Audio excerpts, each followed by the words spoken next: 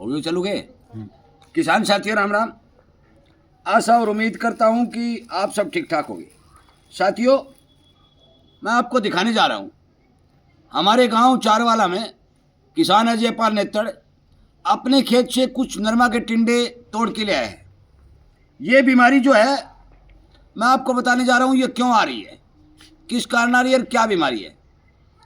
आपकी जानकारी के लिए बता दूं कि इस तरह की बीमारी को किसानों को पहचानना अति आवश्यक है, क्योंकि शुरुआती अवस्था में यदि इस बीमारी को हम पहचान लेते हैं तो फिर क्या है, हम इसको कंट्रोल करने में कामयाब हो सकते हैं। मैं ये बता देता हूं कि ये बीमारी लगातार बढ़ती है। और ये क्यों बढ़ती है? ये एक वायरस के द्वारा आगे से आगे चलती रहती है। ये देखिए, इस टिंडे को मैं आपको चीर के दिखाता हूं। हमारे पास चाकू है, क्योंकि मैं जो वीडियो बनाता हूं आपकी जानकारी के लिए बता दूं कि किसानों को समझाना, किसानों को एक एक बात बताना और किसानों को जागरूक करना हमारा परम कर्तव्य है। इसीलिए हम कहते हैं कि हमारे चैनल के साथ जुड़िए, सब्सक्राइब करिए और अन्य किसानों तक शेयर जरूर करिए ताकि उन्हें भी इस बारे समझिए। देखिए, गौर से देखिए, ये देखिए, ये टिंडा यहाँ से गड़ना शुरू हो चुका है। ये देखिए, ये देखिए, ये आपको यहाँ दिखाई देगा। ये देखिए, इसमें कोई गुलाबी सुंडी नहीं है। कुछ किसान साथी कहेंगे गुलाबी सुंडी आ गई। अभी गुलाबी सुंडी का अटैक शुरुआत नहीं है। ये इस तरह की जो समस्या टिंडों में आ रही है, ये जो अगेता नरमा है, अगेता नरमा है, किसान ने पहले बुआई कर दी, थोड़ी पानी की कमी आई तो क्या हुआ कि इन टिंडों का प्रभाव अच्छा बन गया और लगभग ये देखिए, किसान के खेत के अंदर हर पौधे पर 2, 4, 5, 7, 10 टिंडे जो है लगे हुए हैं। आपको मैं बताऊं ये है क्या, पूरा दिखाता हूं।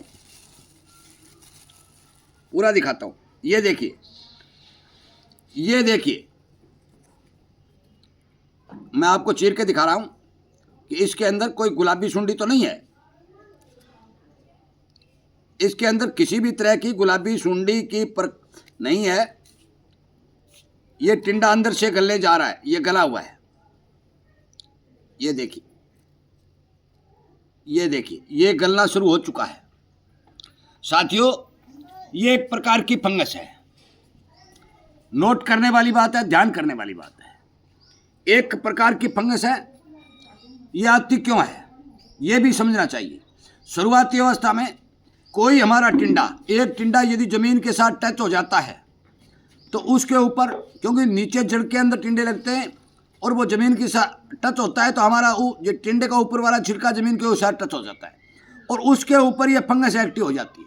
और ये फिर आगे से आगे जहाँ भी इसको थोड़ी सी नमी दिखाई देती है, ये वहाँ पर प्रवेश करने का काम करती है और टिंडे को अंदर से गलाना शुरू कर देती है। ये देखिए, ये छिलका जो है अंदर से गिरना शुरू हो चुका है। ये गलाना शुरू कर दिया, बिल्कुल गला देती है। ये देखिए, बिल्कुल इसको अंदर से गला देती है। अब जो हमारे शुरुआती टिंडे हैं वो नुकसान की चपेट में आ जाते हैं। ये ना ही तो खिलते हैं, ना इसकी रूई होती है और लगभग किसान को 1-2 मन प्रति एकड़ का नुकसान पक्का होता है। अब आप कहेंगे इसको रोका कैसे जाए?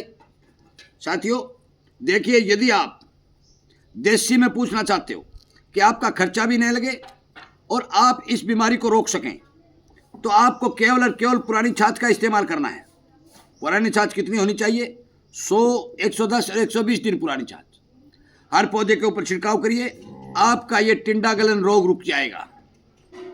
यदि टिंडा के ऊपर हम स्प्रे कर देते हैं तो ये फंगस खत्म हो जाएगी, क्योंकि ये कंटैक्ट फंगिसाइड के रूप में पुरानी छाछ काम करेगी। जहाँ पर पुरानी छाछ जाएगी ये क्लियरिटी खत्म हो जाएगी।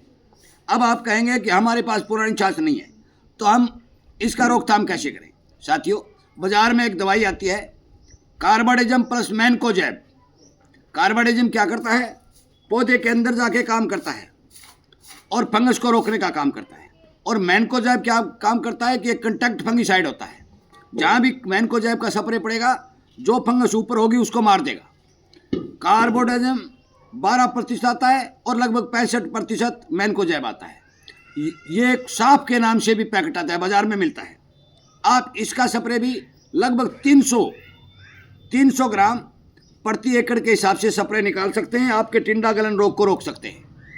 यदि आप पुरानी छाछ का स्प्रे करना चाहते हो तो 2.5 और 3 लीटर प्रति एकड़ की डोज है। 4 टंकी में 1-1, 1.5 लीटर प्रति टंकी डालिए। 4 टंकी डाल दीजिए, आपका टिंडा गलन रोग रुक जाएगा। और यदि आपके पास पुरानी छाछ नहीं है तो कार्बोडिजम प्लस मैनकोजेब लीजिए, अच्छे से अपने खेत के अंदर स्प्रे कर दीजिए। 300 साढ़े 300 ग्राम प्रति एकड़ की डोज इसकी बनती है। 4 टंकी लगेंगी या 5 टंकी लगेंगी। ये आपका टिंडा गलन रोग जो है ये संपूर्ण रूप से कंट्रोल होने का काम करेगा और आगे नहीं बढ़ेगा। जब आगे नहीं बढ़ेगा तो मान के चलो कि ये आपको नुकसान नहीं कर पाएगा, और यदि बढ़ जाएगा तो ये देखिए इस टिंडे की क्या हालत बना दी। इस टिंडे के क्या, इससे कोई रुई नहीं है। इस टिंडे की हालत इस फंगस ने बनाई है।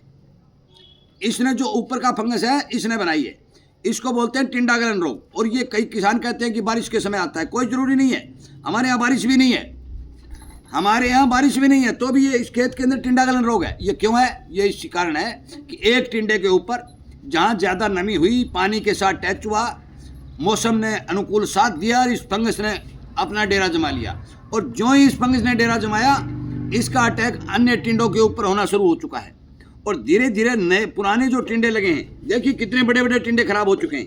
आपको बता दूं, पुराने जो टिंडे लगे हैं उनके ऊपर भी ये अटैक करना शुरू कर देगी। जो जो ये ज़्यादा बढ़ती रहेगी, जो जो आपके खेत में जितने भी टिंडे लगेंगे उनको नुकसान करती रहेगी। मैं आपसे विनय निवेदन प्रार्थना करता हूँ कि मैंने जो फार्मूला बताया है उस फार्मूला की स्प्रे इस तरह के, यदि आपके खेत में टिंडे दिखाई दे रहे हैं, नुकसान हो रहा है, तो आप जरूर करिए।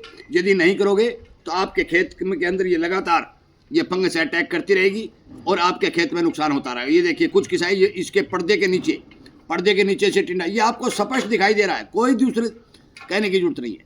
मैं आपसे विनती करता हूँ कि आप जरूर अपने खेत का निरीक्षण करें, और निरीक्षण करने के बाद यदि आपके पास पुरानी छाछ है तो उसका इस्तेमाल करें, नहीं है तो कार्बोडिजम प्लस मैनकोजेब, क्योंकि मैनकोजेब फिर बता रहा हूँ कंटैक्ट फंगिसाइड का काम करेगा, यहाँ गिरेगा यहाँ मार देगा, और कार्बोडिजम इसके अंदर जा करके मारने का काम करेगा। दोनों मिक्स करके मैंने जो डोज बताई है उसके हिसाब से स्प्रे करेगा। आगे भी इसी तरह की जानकारी किसानों के रूबरू होकर के मैं आप तक पहुंचाता रहूंगा। आपके सेवा में जिस तरह की जानकारी हमारे पास होगी वो वीडियो के माध्यम से देता रहूंगा।